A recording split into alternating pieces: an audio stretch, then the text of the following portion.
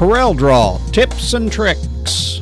Today's session, the basics, using the duplication tool with Steve Spence, brought to you by Conde Systems. In today's session, we'll be talking about duplicating objects. And although this is old hat to anyone who's used CorelDRAW, it is incredibly important to those who are just learning it. There will be countless times when you want to duplicate one or more objects, and you'll need this tool to do it. The formula for duplicating objects is really very simple. Press the Control key and hit D. That's all you have to do. It'll automatically duplicate the item. The other way, of course, is to go to Edit and Duplicate. But duplicating objects can be a lot more involved than that and a lot more complicated. Let's look at just a couple of little things just for sport. Let's create a little box and we'll fill it with color so it's easy to track. And now we're going to use our formula, Control D, and it duplicates. You'll notice that it duplicated the object so that it is 1/4 of an inch high and 1/4 of an inch to the right of the original object. This is the default for Corel, and it can be changed. We'll show you that in a moment. If we do Control D again, we get another copy, and another, and another, and another, all exactly alike, and each one spaced 1/4 of an inch high and 1/4 of an inch to the right of the previous copy. We can take advantage of this by combining a couple of different tools. Let's take one of these boxes, for instance, and we're going to create that box so that it is exactly 1/2 inch high. Now we want to create another box above it, and another one above that, and another above that. And of course we can do it the old-fashioned hard way by clicking on it and trying to position it, and we might get close. Let's get rid of that and let's do it the easy way.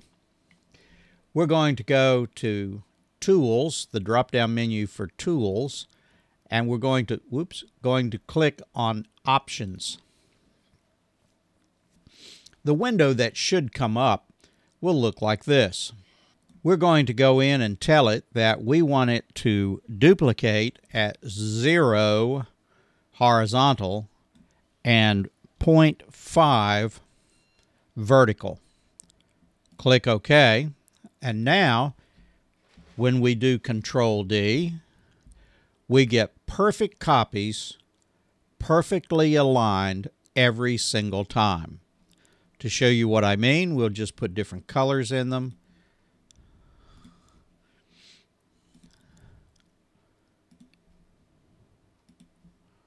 As so. Want to get rid of one? No problem. Just hit the delete button on your keyboard and it goes away. Oops, didn't mean to do that. Want to bring it back? No problem. Go to Edit, Undo, and it comes right back. Now this comes in particularly handy when you're doing something like trophy plates. I've already drawn a plate down here that is 1 inch tall by 3 inches long. And what I want to do is I want to make a copy of that, a number of copies, so I can go in and change the text on each one to make trophy plates. So we're going to select it, go to Tools, Options. We want 0 horizontal and we want 1 inch vertical. Click OK. And now when we hit Control D, they will duplicate. Notice that the duplication went up, not down. So if you're accustomed to starting out your jobs in the upper left-hand corner, you might be surprised by this one. But there's a way to do that too. If you like to start in the upper left-hand corner, no problem. Go to Tools, Options, 0 horizontal, and -1 vertical. Now, when you do Control D, they will come down. And after you get all those the way you want it, and you want to make another column, no problem there either. Tools, Options. This time we want to go 3 inches horizontal and 0 vertical. Click OK, Control D, and there we are. We can go right across the page. You can fill the page. It's called ganging. You can gang the jobs across an entire page, no matter how large or small the page might be. Each one is still single, and you can edit it.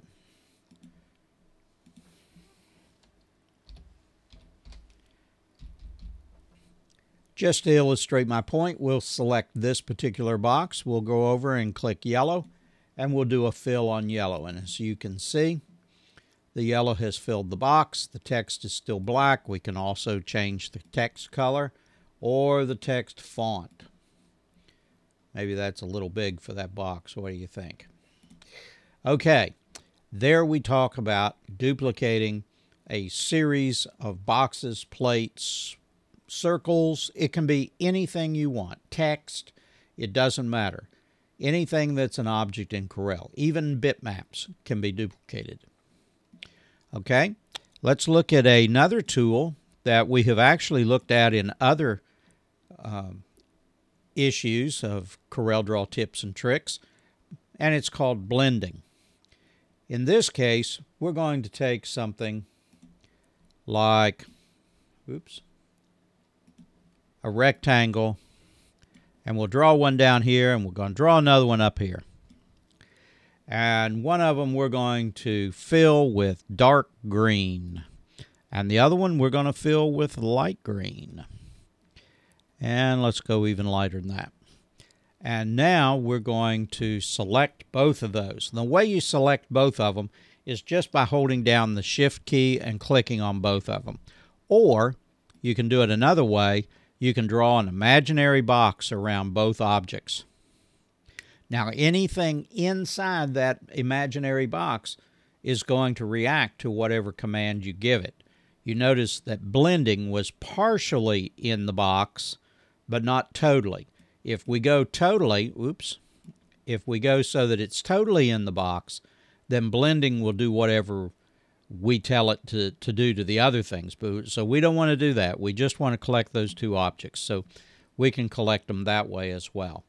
And what we're going to go to now is the blending tool. And it is over here just above the eyedropper. And we're going to click on blend. And then we're going to go up here to presets, and we're going to tell it which one we want to use. Do we want 20 steps, 10 steps, 8 steps? Let's do 10. Click, and there you are. You now have 10 steps of fade from one color to the other. And this little gadget right here in the center, if we move it forward, sometimes it's a little hard to get a hold of. If we move it forward, went too far, didn't we? We can change the positioning and also the degree of fade. So just another way to do duplication. And that's all it is. It's just duplication. Now let's go back and we'll look at one last form of duplication, and that's our title. Duplicating objects. You notice it has something very similar to the blend, but this was created a little differently. This was actually created one line of text at a time, and each line, as it was created and duplicated, it was filled with a different color.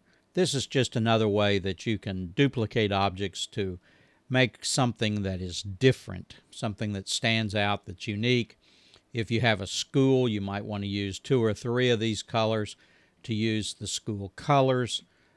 Same thing if it's an organization. Or if you just need something to fill space, this is a way to do that.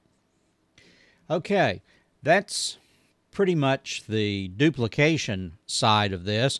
I want to do one more thing, and that's perspective, because there's an interesting thing that happens when we work with the duplication tool.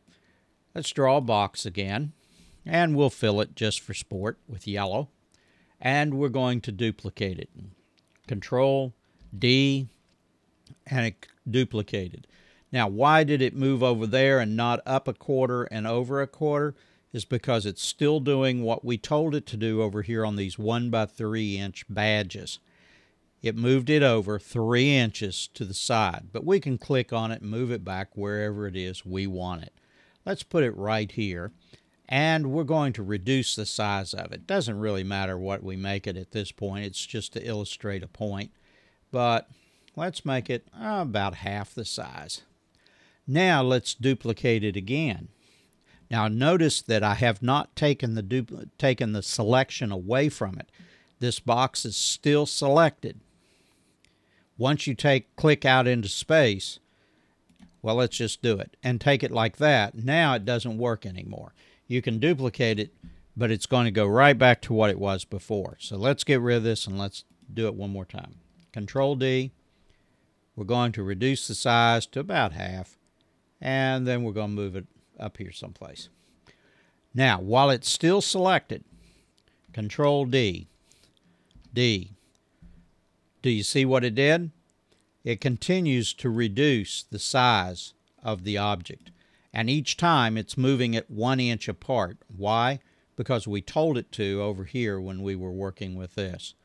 But it's a way to create perspective that's very easy.